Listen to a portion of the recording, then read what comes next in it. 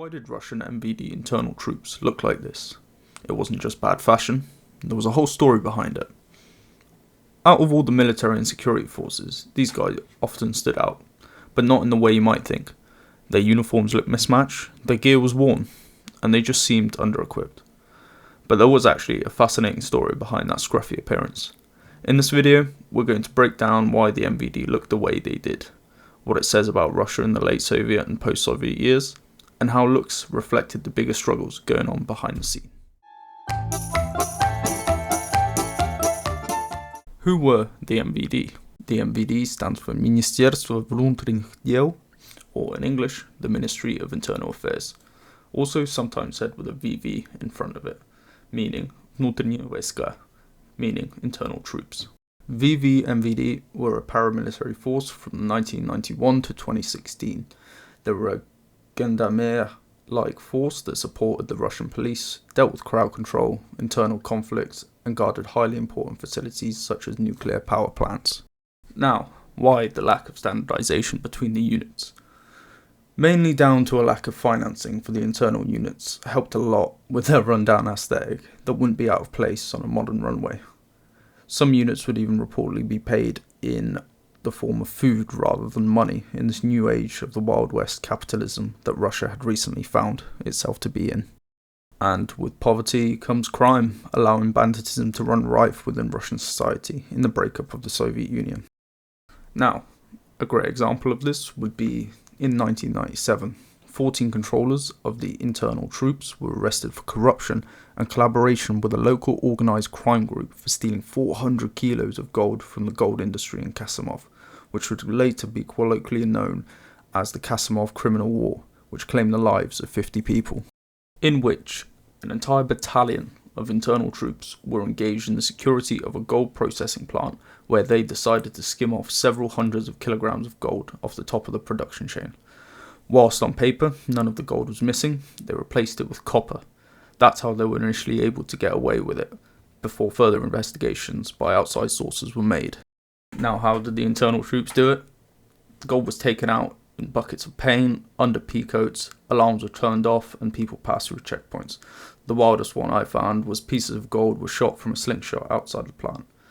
If you're interested in finding out more about this, then there's a docufilm series called Criminal Russia, which has an episode on it called Mad Gold, where money could have been going into bettering the unit's cohesion and equipment. It was going into private pockets of select individuals, leading to the unit's worn out equipment.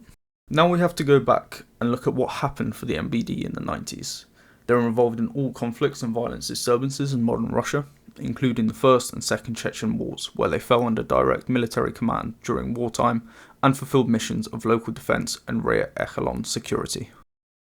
Now, they weren't a small force, with the joint volunteer and conscript force consisting of 350,000 people during its peak.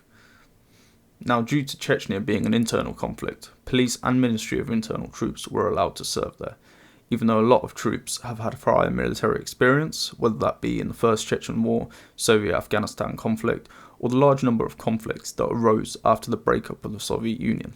It was still not the most ideal scenario to send them in to fight against highly motivated militants in mountainous regions. Now, an example of this would be the 2000 Zhani-Vedeno Ambush, in which a Russian MVD Omon convoy from Perm, which was equivalent to the riot police, were heading to a village in Tsentsadaroy in Chechnya, where they were ambushed by Chechen rebels near Vedeno. The attack began when Major Simonov was killed investigating a house, which was followed by a hail of gunfire and grenade attacks that destroyed the convoys of ammunition trucks. Even with the support of Russian helicopters, they were still unable to disperse the rebels, and the support and relief column was attacked, resulting in additional casualties. The final death toll was around 46 dead and 11 captured, 9 of whom were soon executed. Only a handful managed to escape and survive. At first, Russian officials attempted to hide the losses, but Russian Defense Minister Igor Sergeyev blamed a lack of firm and centralized command. Well, doesn't that just tell you everything you need to know about the disorganization of some of these units? Now, enough of the stories, let's get down to their equipment. These pictures are all from a book that were gifted to me a long time ago, with some really special photos from the person's time in service. I'm just going to play a few of them so you really get the feeling of what it was like back in those times for them.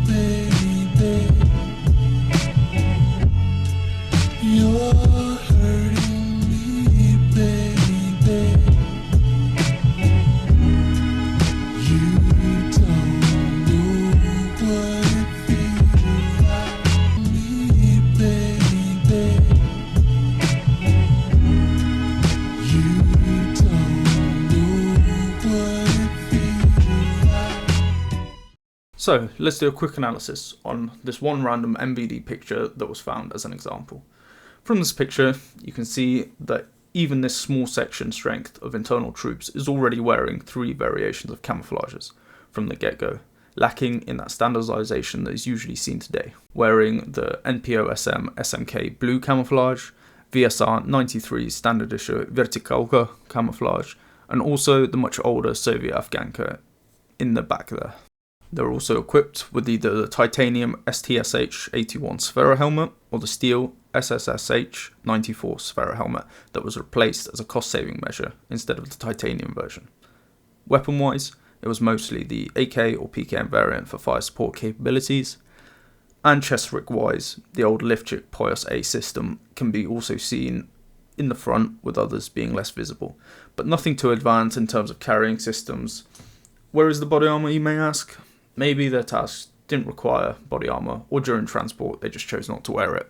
But even from this one image alone, it highlights the lack of a set list of uniform that were being issued out, and see how back then it was very much a mix and match of whatever equipment you can acquire, either yourself or whatever was in stores at the time, with some even wearing civvy beanie hats to keep their head warm instead of their berets. Now let's have a small comparison towards the 2000s. Here we have a unit with much more updated equipment from the famous company SSO Spossen, wearing the SSO SS Leto oversuits, as well as the Smersh harnesses, and having at least a more standardized look of equipment set list depending on their job role, with a few still wearing KLMK. If we look even further into the future, into 2010s and the 2020s, you can see that it gets a complete overhaul with a refined look and equipment to deal with modern issues faced that previous equipment could not deal with. I hope you kind of got a sense of idea from the lack of standardization and funding that these internal troops were getting from the wild 90s. Then the slow progress towards standardization in the 2000s. If you want to check out the photographer's work from the small photo montage we had, his name is Aleksandr Efremov, and his book is called Unfinished Reporting, or Неокончаемый репортаж, from 2003. I'd like to thank you for watching. Again, the uploads are slow due to our workload, with a lot of orders coming in. And don't forget to check out our site, paladinmilitarysupply.com, and like and subscribe for more videos like this. Check out our news section on our website too, for lots of updates on new stock and your orders. And remember to have a great day.